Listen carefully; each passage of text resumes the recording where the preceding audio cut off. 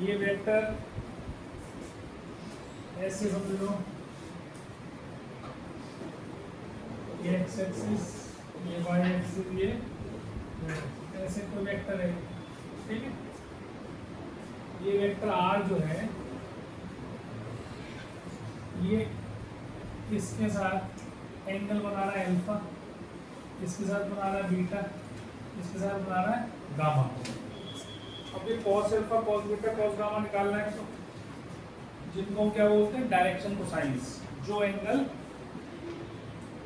कोई भी line x axis Y axis Z axis के साथ बनाती है, उसका जो कोसाइन होता है उसका cos, that is called direction cosines. ये उस वेक्टर की डायरेक्शन देता है ना। डायरेक्शन जैसे हमने 2 डायमेंशनल ज्योमेट्री में डायरेक्शन हमें कैसे मिलती थी, स्लोप से मिलती थी ना।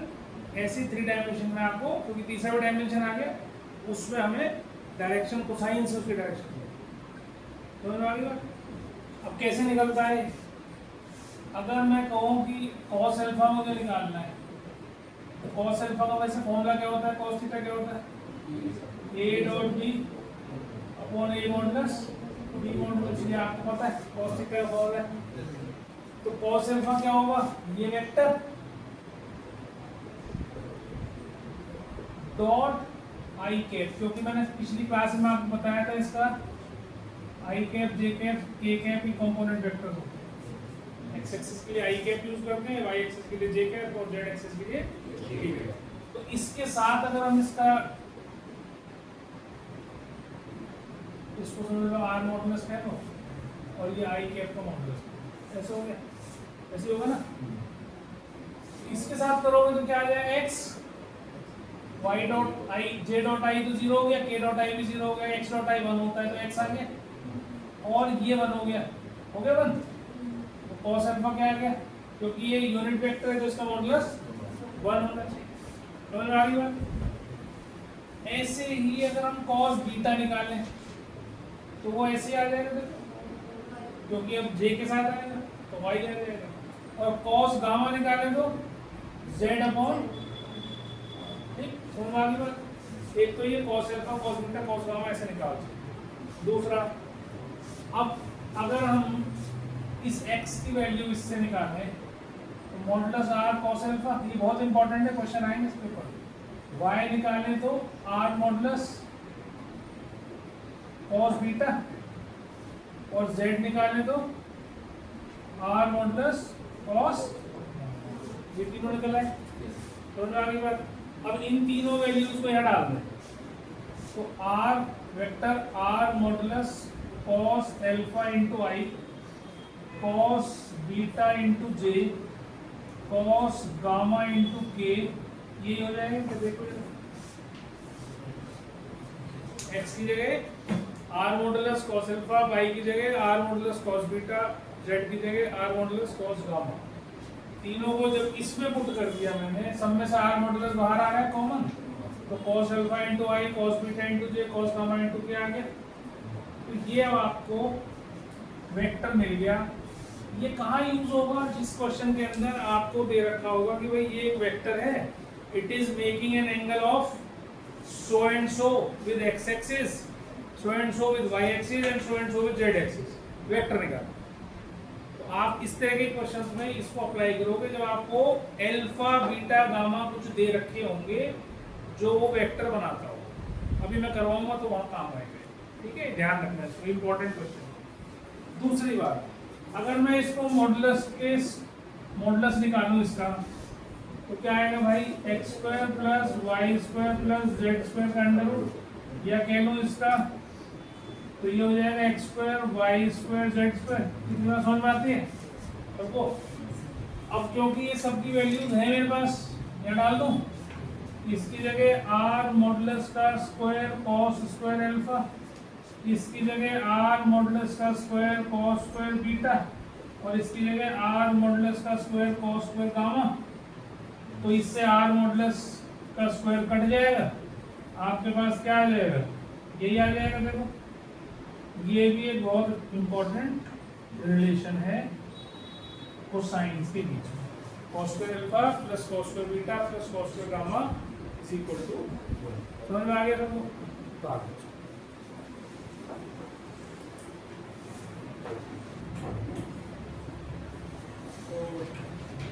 इसमें कहा वेक्टर डी है जो ए और बी दोनों के परपेंडिकुलर है।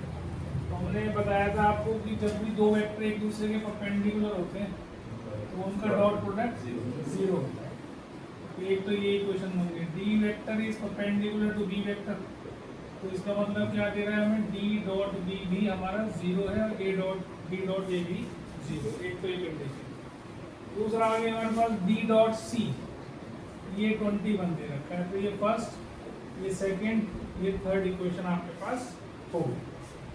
अब क्या करना है, लेट डी वेक्टर को क्या मान लें, एक्स आई वाई जे जेड के। तो अब जब डी डॉट ए करोगे आप, तो ए वेक्टर ये है, तो इसको इसके साथ डॉट प्रोडक्ट करोगे तो क्या आएगा, तो 4x 5y minus Z is equal to बनेगा। फिर दूसरे वाले को डी को इस वाले के बी के साथ करोगे तो बनेगा x minus 4y plus 5z is equal to, इसके कोफिशिएंट्स और इसके कोफिशिएंट्स मल्टीप्लाई करने हैं, इसके करना है, फिर इसको इससे करना है। ऐसे डी डॉट सी इसके साथ करना है, तो 3x plus y minus Z is equal to 0, है ना। इसको नहीं लेते हम 1 2 3, इनको ले लेते हैं 1 2, ये 1 ये 2। अब मैंने बताया था कि आपको एक मेथड होता है जिसको हम बोलते हैं cross multiplication method. Cross multiplication method हम इसको 2 3 1 2 मेथड बोलते हैं, 2312 मेथड, है ना। तो पहली बात तो ये किन दो इक्वेशंस में ये लगेगा जिनमें तीन चीजें होनी चाहिए। पिछली बार भी समझाया था, एक्स वाई जेड हो, कांस्टेंट ना हो, 0 हो उसमें, या फिर एक्स वाई हो और कांस्टेंट हो तो लग जाएगा। जैसे क्लास 10th में लीनियर इक्वेशन इन 2 वेरिएबल्स थे तो वहां पे लग जाएगा। और यहाँ पर 3 वेरिएबल हैं लेकिन कांस्टेंट है, 3 वेरिएबल हैं लेकिन कांस्टेंट है। इसमें एक चौथी चीज भी आ गई, कांस्टेंट 21, यहाँ कांस्टेंट 0 है, तो ये हो जाएगा, है ना। तीन ही चीज होनी चाहिए। अब क्या करना है, x की पहली पोजीशन होती है, y की दूसरी होती है, z की तीसरी पोजीशन होती है।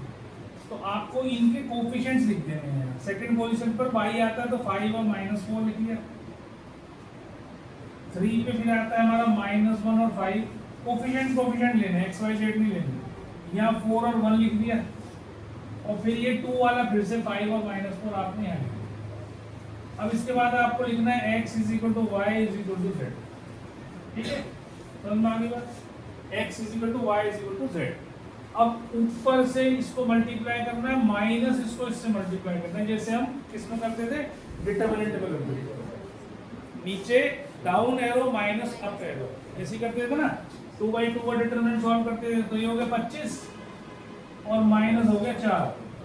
फिर ऐसे ही इसमें करना है, -1 -20। फिर ऐसे इसमें करना है, -16 -5। x के नीचे हो गया 21, y के नीचे हो गया -21, z के नीचे हो गया -21। अब जो कि प्रोपोर्शनल नंबर्स हैं तो हम इसको कट भी कर सकते हैं, 1 -1 -1 बन गया। इसको आप लैम्डा कोई भी कांस्टेंट दे दो, मैंने लैम्डा लिख दिया। x आ गया लैम्डा, y आ गया माइनस लैम्डा और z आ गया माइनस लैम्डा।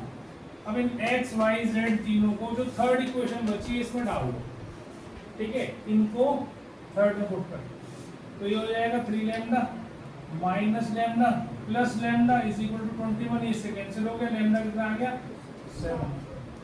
तो 7 आ गया, तो आपने x कितना आ गया 7, y कितना आ गया -7, z कितना आ गया -7, यहाँ ले जाके डाल दो। सो डी वेक्टर क्या बन गया हमारा, 7i -7j -7k। ये आपका आंसर, ये आपने पिछली क्लास में कर लिया तो पार कर लिया था, ठीक है। समझ में आ गया सबको। ये क्रॉस मल्टीप्लिकेशन मेथड याद रखना, कई जगह काम आता है, तो इसको भूलना नहीं है।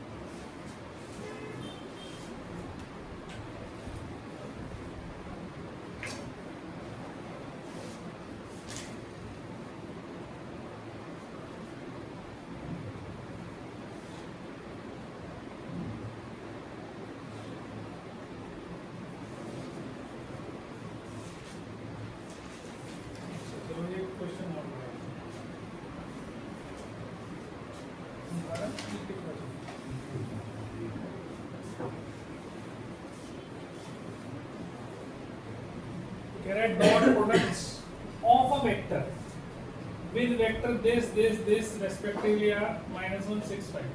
तीन वेक्टर के साथ एक और वेक्टर है, उसका डॉट प्रोडक्ट दे रखा है, आपको उस वेक्टर को निकाल के दिखाना। तो मैंने मान लिया let vector d is equal to, या कुछ भी नाम दे दो, आपकी मर्जी है, d देना d दे दो, r देना r दे दो, कुछ भी नाम दे सकते हो ना।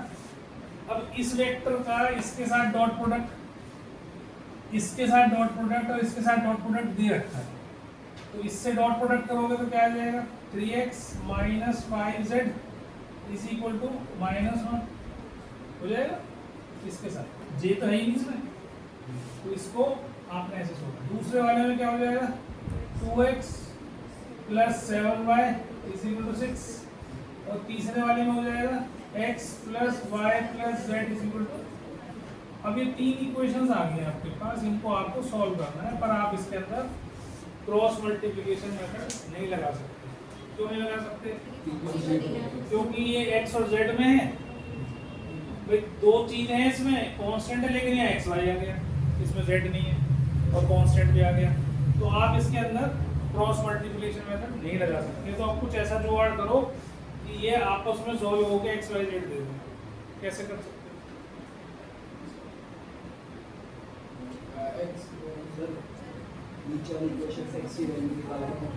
यहाँ से ये -5 ये ऐसे कहाँ रख दूँ, इस वाले में रख दूँ, फिर उससे क्या हो जाएगा, फिर यार z की वैल्यू निकाल के इसमें रख देगा तो x और y की दो इक्वेशन नहीं बन जाएगी सीधी, दो तो रखने की जगह एक सेकंड लो काम, कुछ भी देख लो। अगर मैं यहाँ से z की वैल्यू निकालूँ 3x + 1/5 और इसको इसमें रख दूँ, तो ये इक्वेशन सारी x y में आ जाएगी। देखो x + y + 3x + 1/5 is equal to 5, इसमें से निकाला, इसको इसमें रख दिया। अब इससे क्या आ गया 5x + 3x 8x + 5y + 1 is equal to 25 आ जाएगा, और इससे ये बन जाएगी इक्वेशन, है ना, इक्वेशन नंबर 4। नाउ सॉल्विंग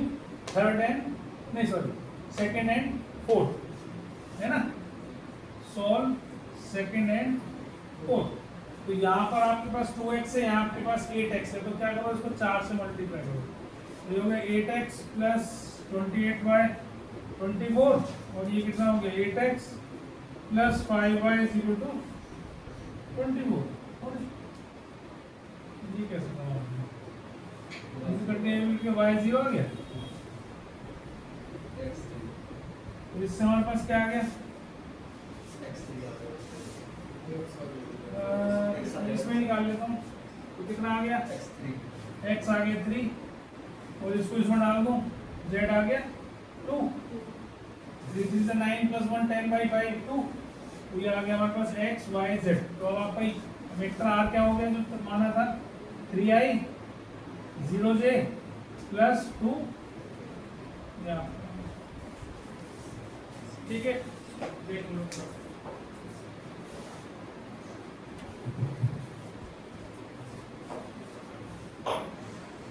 तो कैसे निकालेंगे इसको, इससे डॉट प्रोडक्ट करेंगे तो क्या आएगा 6a dot a + 21a dot b -10b dot a -35b dot, है ना। और ये हमने पढ़ा था कि जो a डॉट a सेम से करते हैं तो वो क्या हो जाता है a मॉडुलस का स्क्वायर, और ये b डॉट a और a डॉट b आपको पता है सेम है, तो 11 a डॉट b रह गया, कॉम्पिटिटिव होता है a dot b, dot product is competitive, और -35 b मॉडुलस का स्क्वायर, b स्क्वायर नहीं लिखना है, ये बात ध्यान रखना, कभी खाली b मॉड ऐसे नहीं लिखना, कभी इसका स्क्वायर लिख के बैठ जाए, काट देगा पिक्चर, ठीक है, मॉडुलस का स्क्वायर। अब ये मॉडुलस आपको दे रखा है 2 है, उसका स्क्वायर 4, a डॉट भी आपको दे रखा है 1, 35 × ये दे रखा है आपको 1, ये हो गया 24 + 11 कितना हो गया 35 -35, आंसर क्या आ गया। इससे क्या पता चला हमें, चलो ये तो आपको निकालना है, जब इन दोनों वेक्टर्स का डॉट प्रोडक्ट 0 आ गया, इसका मतलब ये vector perpendicular to this vector, conclusion draw भी करना आना चाहिए ना, पता होना चाहिए। ठीक है, देखो भाई ये आपको दे रखा है ना, इसका जब आप करोगे वैसे देखो फॉर्मूला भी होता है, लेकिन आप ऐसे ही करना, A dot A plus A dot B minus B dot ए और minus B dot B is equal to 27। ये तो कैंसिल हो गया, देखो ये हो गया ए मॉडुलस का स्क्वायर माइनस बी मॉडुलस का स्क्वायर 21। और वहाँ पर ए मॉडुलस आपको दे रखा है तो बी 2b मॉडुलस के बराबर है, तो इसका स्क्वायर कितना हो जाएगा 4b मॉडुलस का स्क्वायर माइनस b मॉडुलस का स्क्वायर। ठीक है, तो ये आ गया आपका 27 के बराबर। तो ये 3 मॉडुलस का स्क्वायर जो है वो 27 हो गया, 3 9 हो गया, और b मॉडुलस क्या हो गया 3 हो गया, और a मॉडुलस कितना हो गया 6 हो गया। ये आपका ऐसे लिखा, ठीक है, प्लस माइनस नहीं लिखते हैं मॉडुलस के लिए, केवल प्लस साइन ही यूज करते हैं।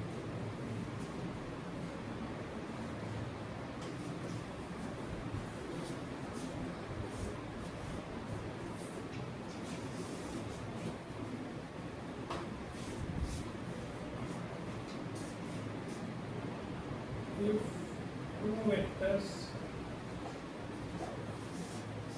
A and B are such that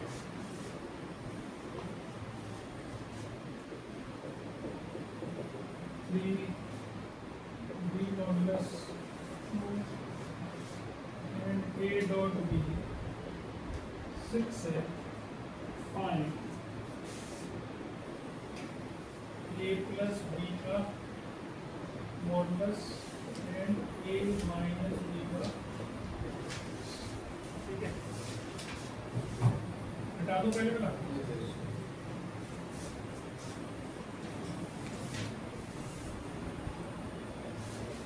चलिए कैसे करेंगे इसको, मैं कुछ आइडिया क्या कर सकते हैं। इसने कहा दो वेक्टर हैं, ये सब दे रखा है, ए डॉट भी दे रखा है, इनकी मॉडुलस भी दे रखे हैं, ये निकाल है ना।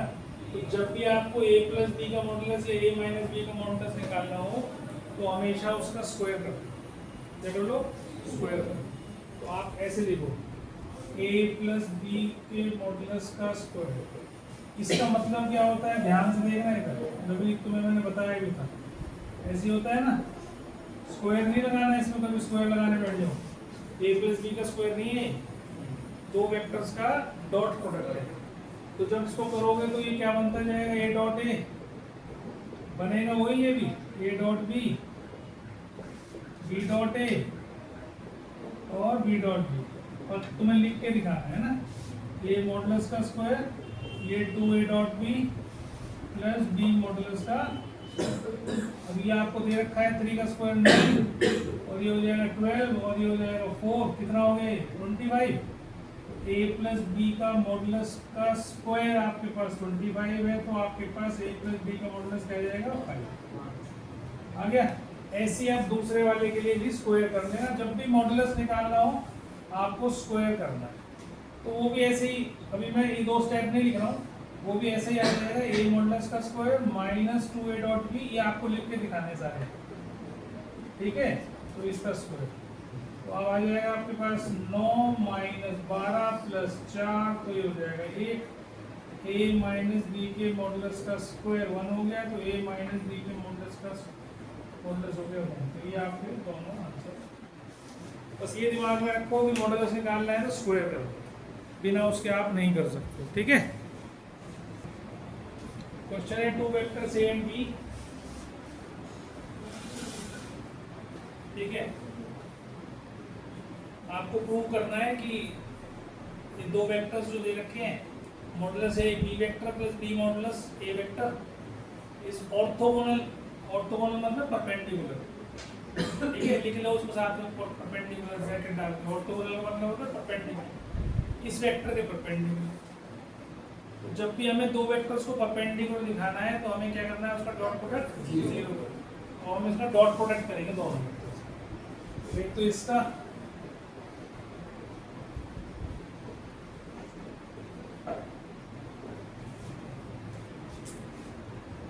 एक इसका डॉट प्रोडक्ट इसके साथ।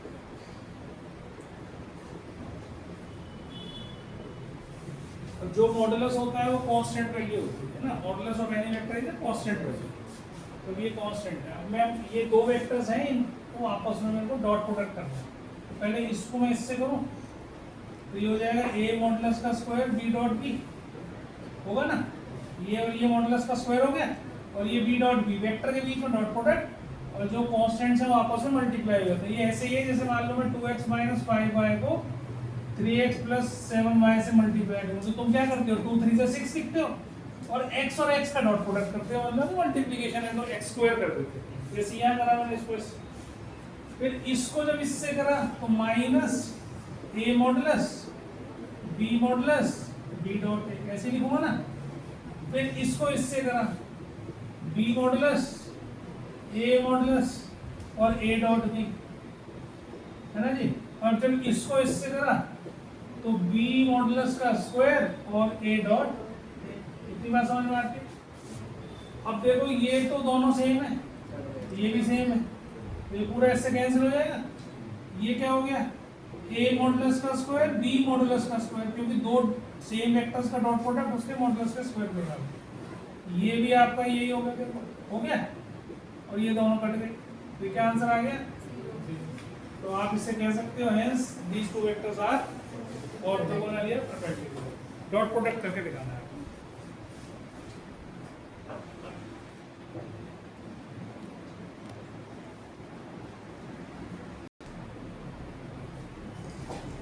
अब देखो इसमें एक बात समझना अच्छे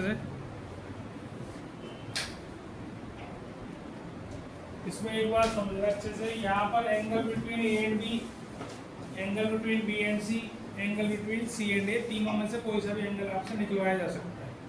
यहाँ पर angle between A and B है, तो अगर ए एंड बी है तो क्या करेंगे हम, a + b को इधर रखेंगे और -c इधर ले जाएंगे, ऐसा कर सकते हैं। फिर दोनों तरफ मॉडुलस कर उसका स्क्वायर कर देंगे, कर सकते हैं। तो अब मॉडुलस का स्क्वायर का मतलब आपको समझा चुका हूँ मैं कैसे लिखना है। तो ये एक्चुअल में क्या आ जाएगा, a मॉडुलस का square 2a dot b + b modulus का स्क्वायर = c मॉडुलस का स्क्वायर, ये आ जाएगा, है ना जी। समझ में आ गई बात। अब इनकी सबकी वैल्यूज आपके पास हैं, तो आपके पास 2a डॉट b आ जाएगा, क्या आएगा 49 - 25 - 9, इनके सबकी वैल्यूज में रख के इनको उधर लेंगे, तो कितना बच गया, 49 - 34 दैट इज 15, ठीक है।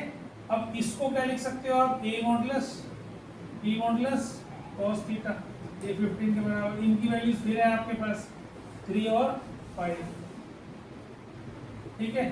ये भी कट गया इससे, तो cos थीटा कितना आ गया 1/2, तो cos 60 डिग्री, तो थीटा कितना आ गया 60 डिग्री या 5/3, कुछ भी लिख सकते हैं। अब यही चीज अगर आपसे कहता है कि ए बी मत निकालो, बी सी निकालो, एंगल बिटवीन बी एंड सी, तो आप बी + सी इधर रखते, ए को उधर ले जाते, फिर वही स्क्वायर करते, फिर वही वैल्यू डालते, उससे एंगल निकलना है ना। जो आपको दो जिनके बीच में वेक्टर्स के बीच में एंगल निकालना है उनको प्लस में इधर रखना है लेफ्ट साइड पे, तीसरे वाले को उधर ले जाके स्क्वायर करना, ठीक है। ध्यान से देखना, उतारने से पहले समझ लो। इसलिए कहा ए कैप और बी कैप पर यूनिट वेक्टर्स, पहले जैसे देखो भैया यूनिट वेक्टर्स हैं तो मॉडुलस इनका 1 हो जाएगा, यूनिट वेक्टर का मॉडुलस 1। अब उसने कहा है इनके बीच में एंगल है थीटा, प्रूव करना है sin θ/2 इसके बराबर। तो आप क्या करो, जो ये दे रखा है राइट साइड, इसका मॉडुलस का स्क्वायर कर दो। तो जब भी मॉडुलस आए आपको स्क्वायर करना है, बस ये आपको ये ध्यान रखना। अब इसका मॉडुलस का स्क्वायर जो आएगा वो आपको मैं करके दिखा चुका हूँ एक बार, फिर से लिख रहा हूँ उसको ऐसे ही, ऐसे आएगा, ऐसे आएगा ना। अब ये तो 1 होता है, इसको भी दोबारा लिख लो ऐसे, इनके बीच में cos थीटा है, ये तो 1 हो ही गया। अब ये 1 + 1 2 हो गया, ये भी 2 × 1 × 1 cos थीटा हो गया, मतलब 2 दोनों में है, 2 कॉमन निकाल लिया, 1 - cos थीटा हो गया, जो क्या होता है 2 sin² θ/2। तो ये क्या है, a - b के मॉडुलस का स्क्वायर आ गया। अब दोनों तरफ क्या करो, स्क्वायर रूट कर लो, तो आपके पास 2 sin θ/2 आ गया। इस 2 को इसके नीचे ले जाओ तो 1/2, A cap minus B cap is equal to sine या एक। अब मेरी बात सुन लेना उदाहरण से पहले। अब जो क्वेश्चन आएगा cos थीटा बाई 2 वाला यहाँ प्लस होगा तो सारा सेम करना है, सिर्फ यहाँ प्लस आएगा, यहाँ प्लस आएगा तो वो 2 cos पर थीटा बाई 2 हो जाएगा, तो उससे cos theta by 2 1/2 this plus this हो जाएगा। एक आता है tan थीटा बाई 2, तो tan थीटा बाई 2 में दिस अपॉन प्लस वाला हो जाएगा, मतलब tan थीटा बाई 2 का आंसर क्या आना चाहिए, ये आना चाहिए भाई। साइन का ये रहा, cos का हमने प्लस वाला लिया, हाफ हाफ तो कट ही जाएगा ये। तो जब tan थीटा बाई 2 निकालना होगा तो फिर आपको दोनों करने पड़ेंगे, माइनस वाला भी प्लस वाला भी, और दोनों को लास्ट में जाके डिवाइड करना पड़ेगा। समझ में आ गई बात? सॉल्व उसको। चलो ये क्वेश्चन देखो जरा। कहता है भाई unit vector a makes an angle pi by 4 with I के, पाई बाई 3 विद जे के, and an acute angle theta with K के। अब हमें पता है I cap J cap K cap क्या होते हैं, X axis Y axis Z axis के वेक्टर्स, ठीक है।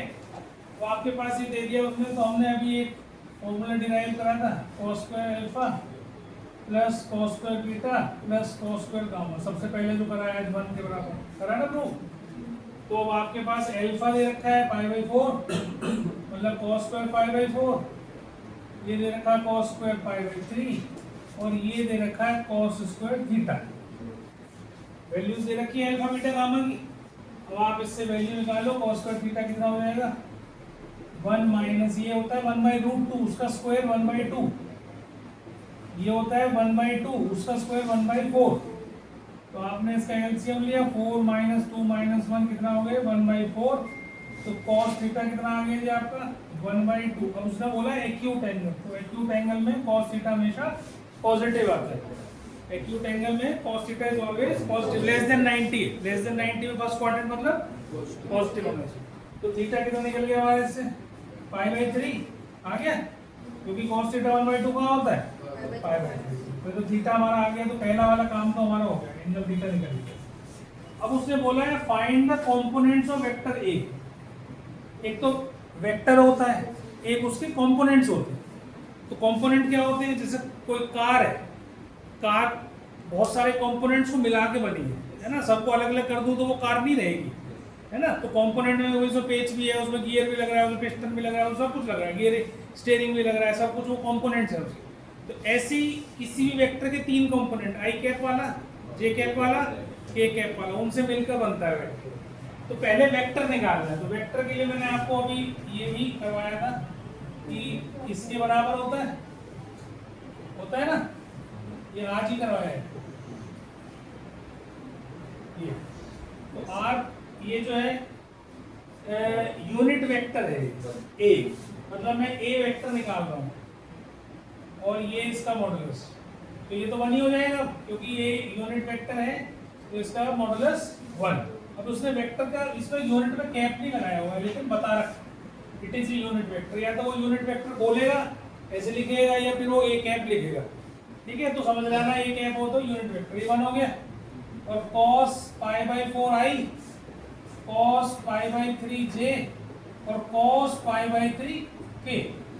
तो ये कितना हो गया 1/√2 आई, ये हो गया 1/2 जे, ये कितना हो गया 1/2 के। तो ये हो गए जी आपके पूरा वेक्टर।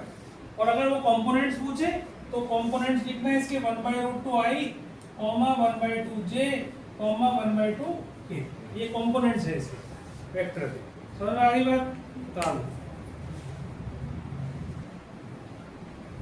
कह रहा है find the components of a unit vector. Unit vector मान लो मैं ए वेक्टर मान लूं, इसका मॉडुलस 1, ए वेक्टर ही निकालना है मुझे, of a unit vector which is perpendicular to the vector this and this, है ना।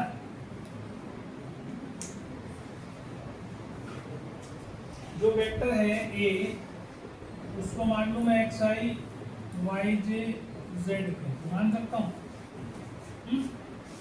मान लो।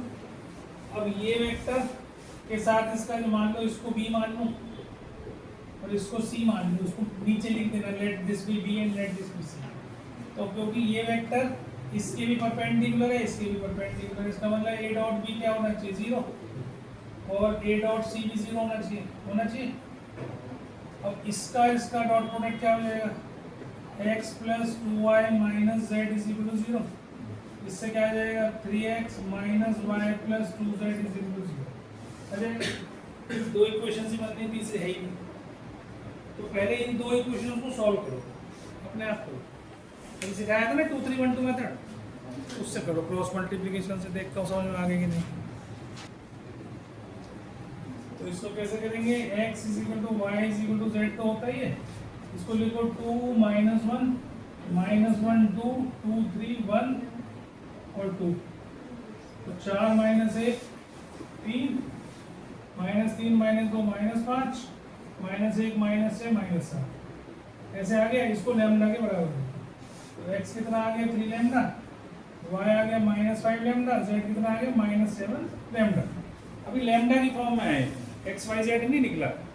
अब इसमें क्या इंपॉर्टेंट चीज़ है, वो ये है, क्योंकि ये यूनिट वेक्टर है तो ए मॉडुलस इसका 1 होगा, और इसको हमने क्या माना है, ये माना है ना, तो इसका ए मॉडुलस क्या निकलना चाहिए, X square plus Y square plus Z square का अंडर रूट, ये 1 के बराबर है ना। ये इसका मॉडुलस क्या निकलता है, X square plus Y square plus Z square का अंडर रूट।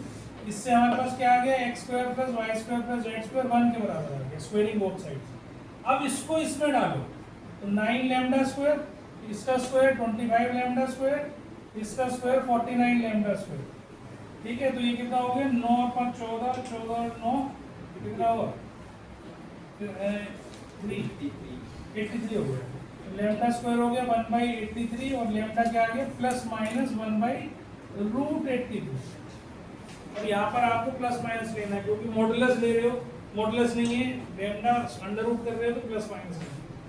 अब आपके पास इसको यहाँ डालना है, तो x क्या क्या आ सकता है, प्लस माइनस 3/√83, ये भी प्लस माइनस 5/√83, और ये भी प्लस माइनस। बस एक बात ध्यान रखना है, यहाँ माइनस प्लस होगा, है ना, माइनस प्लस, और यहाँ पर भी माइनस प्लस होगा, 7/√83। ऐसा क्यों लिखा मैंने, ये y है, ये z है, क्योंकि इनके साइन प्लस है या माइनस है, माइनस पहले से ही है। तो जब लैम्डा की वैल्यू प्लस वाली डालूंगा तो ये प्लस आएगा, ये माइनस आएगा, ये माइनस आएगा, है ना। और जब माइनस वाले डालूंगा तो ये माइनस, ये दो प्लस हो जाएगा। तो इसलिए अगर तुमने यहाँ प्लस माइनस लिख दिया दोनों में, तो फिर प्लस प्लस प्लस ही ले लोगे और माइनस माइनस माइनस ही ले लोगे, गलत हो जाएगा, है ना। तो अब आपके पास कंपोनेंट वेक्टर कहा था उसने, components of a unit vector. तो वेक्टर मेरा क्या हो गया, वेक्टर मेरे पास हो गया ये 3/√83i प्लस नहीं सॉरी माइनस 5/√83j और माइनस 7/√83k। ठीक है, एक तो ये हो गया, या फिर क्या हो गया, माइनस 3/√83i प्लस 5/√83j। अभी मैं वेक्टर लिख रहा हूँ, कॉम्पोनेंट लिख रहा हूँ, और प्लस 7/√83k। अब जब कंपोनेंट पूछेगा तो कंपोनेंट आपकी यही है, जो ये है विद आई। ठीक है, कंपोनेंट क्या हो गए, एक हो गया जी प्लस माइनस 3/√83 आई माइनस प्लस 5/√83 जे साथ में लिखना है, अच्छा, और माइनस प्लस 7/√83 के। ये कंपोनेंट्स कहलाते हैं। ठीक है, कभी कोफिशिएंट्स को लिख दो, कोफिशिएंट नहीं लिखना, आई के साथ अलग लिखना है, जे के साथ अलग लिखना, के साथ समझ में आ गई। तो उतार लो इसको। क्या कह रहा है, scalar product of this vector with a unit vector along the sum of the vectors this and this। इसका मतलब along का मतलब उसकी जो डायरेक्शन है वो b प्लस सी वाली है, पर है यूनिट वेक्टर। समझ में आ गई मेरी बात, क्या कह रहा है, कह रहा है unit vector scalar product of the vector with a unit vector. वो यूनिट वेक्टर मान लो, मैं d मान लो, ठीक है, d कैप, वो क्या है, along the sum of this and this। अब कोई भी वेक्टर इसकी डायरेक्शन में डी वेक्टर जो है वो बी प्लस सी की डायरेक्शन में है, मतलब B D vector is equal to B vector plus C vector. पहली बात तो ये डायरेक्शन वही है। तो पहले तो इन दोनों को सम करो, तो आएगा 2 प्लस लेमडा आई प्लस कितना हो गया 6j और माइनस 2k, है ना। ये हो गया डी वेक्टर। लेकिन वो क्या कह रहा है, unit vector along this direction. D की डायरेक्शन तो पता चल गया हमें, पर इसका यूनिट वेक्टर क्या होगा, दिस अपॉन इसका मॉडुलस। तो ये मतलब हो गया 2 plus lambda I plus 6j minus 2k upon D vector का मॉडुलस, मतलब इसका मॉडुलस। तो 2 प्लस लेमडा का स्क्वायर प्लस 6 का स्क्वायर प्लस 2 का स्क्वायर, इसका ये अभी हमने डी वेक्टर निकाला है जो unit vector which is along the direction of B plus C, along the direction of B plus C. तो डायरेक्शन बी प्लस सी वाली है, और क्योंकि यूनिट है तो इसका मतलब इसका मॉडुलस क्या होना चाहिए, 1 होना चाहिए। तो हमने पहले इसको निकाला है कि डी यूनिट वेक्टर डी क्या होगा, ये वेक्टर होगा यूनिट डी। समझ में आ गई बात मेरी, अच्छे समझ में आ गई। अब अगर इसका मॉडुलस निकालूंगा ना सारे का, तो ये 1 ही आएगा। इसका मॉडुलस निकालूंगा तो 1 ही आएगा, क्योंकि इसका मॉडुलस निकालूंगा तो इसका तो निकलेगा नहीं। इसका मॉडुलस क्या होगा, इसका स्क्वायर प्लस इसका स्क्वायर प्लस इसका स्क्वायर, वही तो है मॉडुलस नीचे पड़ जाएगा। इसीलिए यूनिट वेक्टर इसलिए बनाते हैं ऐसे ही, जो वेक्टर है उसके मॉडुलस से उसको डिवाइड कर दो, तो अब जो वेक्टर आएगा उसका होल मॉडुलस निकालोगे तो वो हमेशा 1 आएगा। समझ में आ गई बात। अब इस वेक्टर का डॉट प्रोडक्ट इस वेक्टर के साथ स्केलर प्रोडक्ट वो क्या है, इक्वल टू 1। क्या बोला है उसने, देखो, scalar product of this vector with the unit vector along the direction sum of the vector this and this is equal to 1। इसका मतलब हम क्या लिखेंगे यहाँ, B cap A vector is equal to 1, ये दे रखा है। अब इसका डॉट प्रोडक्ट इसके साथ करता है तो क्या हो जाएगा, वो ये तो कांस्टेंट है वैल्यू, इसको तो छोड़ दो, केवल इसको वाले को आपस में मल्टीप्लाई करना है ना, वेक्टर को वेक्टर से। तो क्या आएगा 2 प्लस लेमडा और plus 6 minus 2 upon 2 plus lambda का स्क्वायर प्लस ये 36 और प्लस 4 40 हो गया, ये अंडर हो गया। ये इसका डॉट प्रोडक्ट के बराबर दे रखा है 1। इतनी बात समझ में आ गई। देख लो एक बार अच्छे से, इंपॉर्टेंट क्वेश्चन, उतारना नहीं सिर्फ समझना है। कोई स्टेप समझ में नहीं आया तो बोलो, इसको भूल जाना, समझ लो डी वेक्टर निकाल रहे हो। अब डी का इसके साथ डॉट प्रोडक्ट करोगे तो क्या आएगा, आई के कोफिशिएंट को इसके कोफिशिएंट से मल्टीप्लाई, जे के कोफिशिएंट को इसके कोफिशिएंट से मल्टीप्लाई, के कोफिशिएंट को के कोफिशिएंट से मल्टीप्लाई। तो ये ऊपर आ गया, और नीचे तो जो वैल्यू है वो तो है ही, इज इक्वल टू 1 है, क्योंकि उसने दे रखा है, मैंने नहीं लिखा कुछ भी, ये वैल्यू गिवन है 1 के बराबर है। Scalar product of D cap with A is 1। अब इसको इधर ले जाओ और इसको लैम्डा निकालो, तो क्या निकलेगा, देखो ये हो गया, इससे कैंसिल, ऊपर आ गया लैम्डा प्लस 6। अब क्योंकि ये होल स्क्वायर है, ये उधर जाएगा, तो मैं अगर दोनों तरफ स्क्वायर करूंगा तो ये रूट हट जाएगा, और मैं अंदर वाले को खोल दूंगा, इसको ऐसे हो जाएगा, देखो हो जाएगा। अब इसको भी खोलता हूँ, lambda square plus 12 lambda plus 36, ये हो गया lambda square plus 4 lambda plus 44, lambda square cancel हो गया, ये इधर आ गया तो ये 8 लैम्डा रह गया, अब ये उधर चला गया तो ये भी मेरे ख्याल से 8 ही हो गया, तो लैम्डा कितना आ गया 1। अब लैम्डा 1 आ गया, आपको निकालना क्या था, पहले लैम्डा निकाल दिया आपने। It hence find a unit vector along this and this, इसका मतलब तुमने ये भी निकालना है, यूनिट वेक्टर अलोंग दिस। तो ये लैम्डा की वैल्यू यहाँ डाल दो, तो क्या हो जाएगी 2 + 1 3 आई प्लस 6j माइनस 2k, तो ये हो गई, और नीचे क्या आ जाएगी 2 + 1 3 का स्क्वायर 9 प्लस 36 प्लस 4, इसका अंडर रूट, तो ये हो गई 49 7। तो ये आप देखो कैसे आ गया, ये डी कैप आ गया, ये निकालना पढ़ना पड़ेगा घर जाके।